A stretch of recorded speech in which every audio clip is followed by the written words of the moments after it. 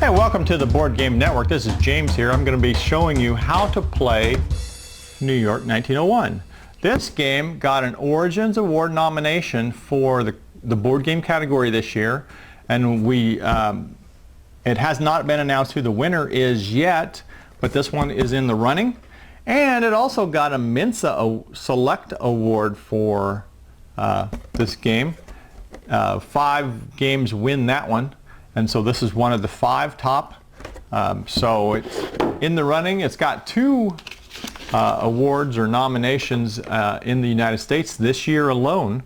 It plays 8 years and up, 2 to 4 players in 30 to 60 minutes. And your goal is to build and rebuild skyscrapers. The year's 1901, New York City. And your goal is to construct skyscrapers. You are going to choose a color. There's 4 colors. And then you're going to take all of the stuff for that color. So you've got a starting skyscraper token to keep track of your points. You have 4 workers. You have a king token, which looks like a trophy. You have a bunch of skyscrapers, and you're going to sort those by color. If you look in the little circle or the hexagon in the corner of the skyscraper, you're going to put all the yellow ones together. Those are your gold, all the white ones, which are your silver, and then all the tan ones, which are your gray ones, which are your bronze. And then you're going to find one that doesn't have a color at all. That's your starting player skyscraper. Each person is going to be randomly dealt one of these cards that has these are the 5 different people that were building in this game.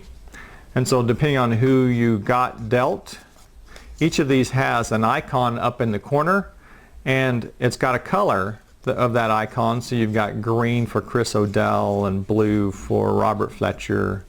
Dolly Madison is red. So let's say you just got dealt Dolly Madison. You're going to take your starting skyscraper. You're going to look for this butterfly token on the board. It's going to be in the red district, and there it is here. So I'm going to put my starting skyscraper there, and everybody else is going to put their starting skyscraper based on where their starting position is. You are going to get 3 action cards which match the color of your color. And these are identical. All players get the same cards. These are just one-time use cards is what they are. So once you use them, you discard them. These street cards, there are 5 of them. They match the streets out here in New York. You're going to shuffle those and deal 3 out, and those just affect bonuses. Whoever has the most skyscrapers on that street at the end of the game gets a bonus. There are 5 other cards in here, and those are going to get shuffled, and one of those is going to be drawn, and that again is bonuses at the end of the game. So you just need to look up in the rule book what each of these does. This one here is based on the number of hexagon-shaped skyscrapers that you have at the end of the game. If you've got 3, you get 3 bonus. If you got 4, you get 6 bonus. If you got 5, you get 10 bonus. So it encourages you to leave your non-rectangular buildings in play at the end of the game, throughout the game, so that you get bonus at the end. So there's 2 things you can do on your turn, and it's referenced here on the back of your card. The first one is you can acquire land and or build. So this stack of cards has lots, and when you put your starting piece down, you need to remove a lot from this deck that matches the color and the shape of the lot that you took. In other words, this is a 2 red, so I need to take that out of the deck. I'll put that on my card, and the reason for that is for every lot on this board there's a card. So if you don't remove it, then there'd be a card in there that there's not a lot for.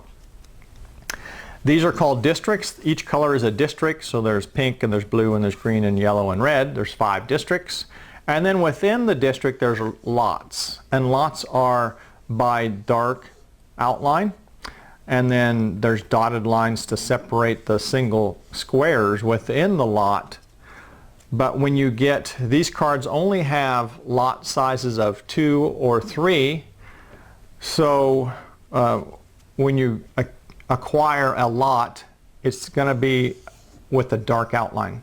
You can never have a cross where you get this one and this one as a lot, because that's not a lot. It follows the dark outline. You are going to start the game, shuffle those, deal 4 face up. This is the open market. The deck itself is the future market. And so my first choice on what I can do is acquire land and or build. So I can take one of these cards, and then I now own that property. So I take one of my workers, I look at the blue, I grabbed a blue one, and it's a lot size 3. So it could be this one here, or this one here.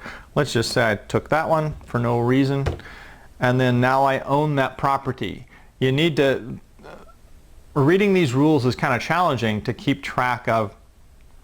I don't know, there's just a lot of details in there that you have questions about, but the general principle is you can build on your own property. You cannot build on property you do not own or somebody else's property.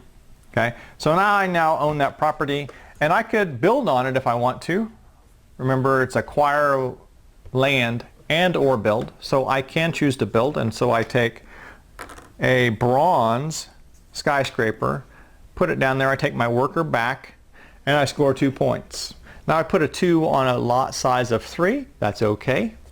I could have put a 3 on a lot size of 3 if I wanted to, but it's okay not to fill up the lot completely if you want to. So that would be the end of my turn, and it goes around, the next player goes, next player goes. And at the end of your turn, after you've built, you flip a new card out. So there's always 4 in the open market. So once it gets back to me, let's say I took well, let's just take another blue. A blue, put it over here, put a worker on a size 2 lot. So I can put that next to my other one. I figure that's probably pretty good. Let's see what I can do. I have another 2, bronze 2, so I can put that out, move my marker up 2. So you just do that, that's easy. However, there's a limitation here. You notice the 6 has a white color, or that's silver, and the 18 has a gold or a yellow color. That means you can't build silver until you get to here. You can't build gold until you get to here in your points. So I need to build my bronze to start with. Okay, so that was your one option, is build, acquire land and build. Your second option is to destroy and rebuild. So you would take, let's say I'm up here now. I've now got 7 points for some reason. So I can build silver now, and you need to keep track of, you always have to build on a lower level of type of building, a lower generation building. Gold can be built on silver or bronze or an empty lot. Silver can be built on bronze or an empty lot. Bronze can only be built on an empty lot, but it always has to be lots that you own. So let's say I'm up to 7 points. I could take this silver, destroy those 2 buildings, and build that building. And that's worth 5 points. 2, 4, 5. Any destroyed buildings always get completely taken out of the game. They're thrown in the box, out of the game. You do not lose points for those. So here's your rules for building skyscrapers. It must touch a street or a park. So I cannot build a skyscraper in the middle of the block like that. It's not next to a street. It's not next to a park. I can't get to it. There's no mobility there. So can't do that. It's against the rules. You can span lots and districts. So you'll notice this one spanned a lot on my skyscraper, but I can even span districts. I could be partly in blue and partly in pink. That's no problem as long as I own those lots. You have to follow those generation rules, bronze and the silver and the gold, like I explained. It's not necessarily to completely fill a lot. So this is okay to do this. You'll notice this is a lot here and this is a lot here, but if I'm leaving part of that lot open, I'm leaving part of that lot open, that's fine. If I own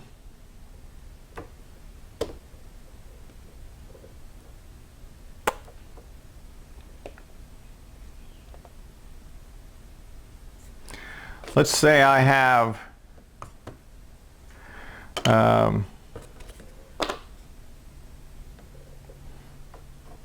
let's say I have this bronze skyscraper here, and then I destroy this one and build a silver on top of it. So I have actually three lots here. This 3, this 2, and this 2 that's underneath this building. I'm going to destroy that one. I'm going to get 5 points for building that one, but that leaves this lot open. So if that happens, I need to put a worker there. That shows that that's still my lot. I still own that property. I can build something on it. So if you completely open a lot in the destruction turn, when you're doing destruction, you need to put workers back over there. You put the king token on any legendary skyscraper you build. You're limited to one of these. You can only put one legendary out. There's 4 of them possible. And you put your king token on it. That shows that that's your property, that's your building.